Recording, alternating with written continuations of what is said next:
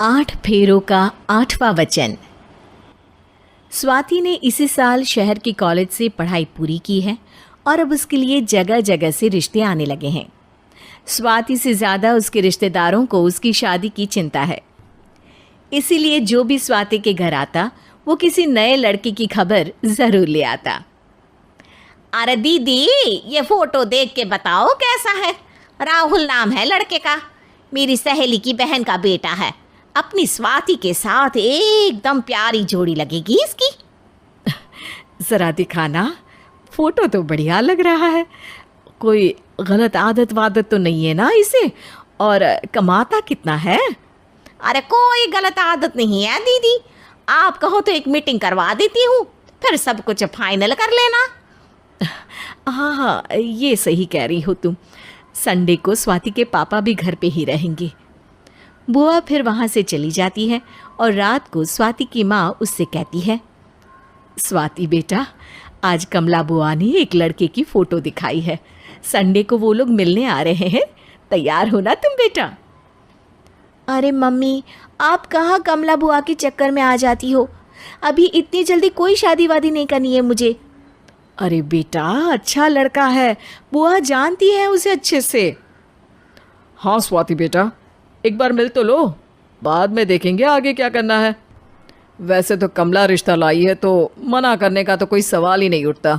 Sunday की सुबह होती है और कमला बुआ राहुल और उसके मम्मी पापा को लेकर स्वाति के घर आती है।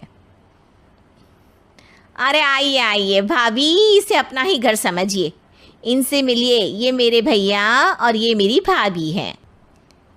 नमस्ते भाभी जी, ये है हमारा लड़का राहुल, सरकारी नौकरी की तैयारी कर रहा है ये। वैसे आपकी बेटी कहाँ है? अरे स्वाति बेटा, बाहर आ जाओ। वैसे कितनी पढ़ाई की है स्वाति ने? जी, पोस्ट ग्रेजुएट है हमारी बेटी साइंस में। ये सब तो ठीक है, पर घर संभालना जानती है या नहीं? हमें कौन सी इससे नौकरी करवानी है, नौकरी तो मेरा बेटा करेगा ही। पर मैंने इतनी पढ़ाई की है और आप चाहती हैं कि मैं घर पर ही बैठी रहूं? अरे स्वाति बेटा, ये बड़ों की बात में तुम कहाँ बोल पड़ी? हम सब देख लेंगे क्या करना है क्या नहीं। हम तो इसी बात पर विश्वास करते हैं कि घर के लड़कियां घर में ही रहे तो ज़्यादा अच्छा रहता है। वरना भाई साहब, आप तो आजकल के हाल जानते ही हैं, कितनी घटनाएं होने लगी हैं औरतों के खिलाफ। स्वाति बेटा, रसोई का काम तो पूरा जानती हो ना? शादी के बाद तुम्हें ही संभालना है वो सब। अरे बहुत अच्छा खाना बनाती है ये, आप सब लोग इसकी तारीफ करते नहीं थकेंगे। लो भाई, हो गई मीटिंग, अब शादी की तारीख फाइनल कर लेते हैं, क्यों भैया?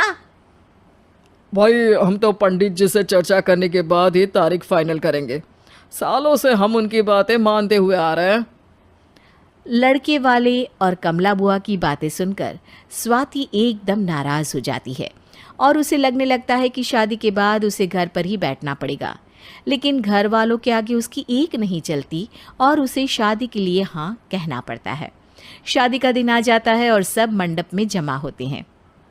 अब फेरों का समय हो गया है, अब कन्या अपने वर से 7 वचन मांगेगी। आप किसी धार्मिक आयोजन में जाएं तो मुझे भी ले जाएंगे। आप मेरे माता पिता का भी बराबरी से सम्मान करेंगे, हमेशा मेरा साथ निभाएंगे। आपको दोनों परिवार की जिम्मेदारियां बखूबी निभानी होगी। हर ज़रूरी बात में मेरी भी राय लेंगे। आप सभी गलत आदतों से दूर रहेंगे। आप मेरे अलावा किसी और औरत से कोई गलत संबंध नहीं बांधेंगे। ये 7 वचन पूरे हुए, वर क्या तुम्हें ये सारे वचन मंजूर है? जी हाँ पंडित जी, मैं सारे वचन अच्छी तरीके से निभाऊंगा। अरे वाह वाह, बढ़िया तरीके से सब काम संपन्न हो गया। तो इसी के साथ विवाह संपन्न हुआ और आज से ये दोनों पति पत्नी हुए। 1 मिनट पंडित जी, अभी एक वचन लेना बाकी है। अब कौन सा वचन है बेटा? मैं अब हमेशा के लिए किसी दूसरे घर में जाने वाली हूँ, तो पति के अलावा मैं अपने सास ससुर से भी एक वचन लेना चाहूँगी। अब कहो बेटी। मैं ये चाहती हूँ कि मुझ पर किसी बात की कोई पाबंदी नहीं लगाई जाएगी। मुझे सब कुछ करने की आज़ादी होगी और मैं भी विश्वास दिलाती हूँ कि मैं एक अच्छी बहू बन के दिखाऊंगी। स्वाति की बात सुनकर उसके सास ससुर एकदम चौंक जाते हैं और कुछ बोल नहीं पाते कि उतने में कमला बुआ बोल पड़ती है। अरे बेटा, ये भी कोई कहने की बात है? रानी बन के रहोगी तुम तो। वचन देने से पहले सोच लीजिए, क्योंकि शास्त्रों में वचन ना निभाने वालों के लिए नरक से भी बदतर सजा लिखी है। स्वाति की चालाकी से वहाँ मौजूद सब लोग प्रभावित हो जाते हैं और लोगों में बदनामी ना हो जाए, इस कारण स्वाति के सास ससुर को उसे वचन देना पड़ता है। और कैसी अपशकुन वाली बातें कर रहे हैं आप पंडित जी? हमें मंजूर है बेटा तुम्हारी शर्त। स्वाति अपनी समझदारी से अपनी बात अपने ससुराल वालों से मनवा लेती है और खुशी खुशी राहुल से शादी कर लेती है। अब से हर शादी में मैं खुद 8 वचन दिलवाऊंगा। ओम मंगलम मंगलम मंगलम।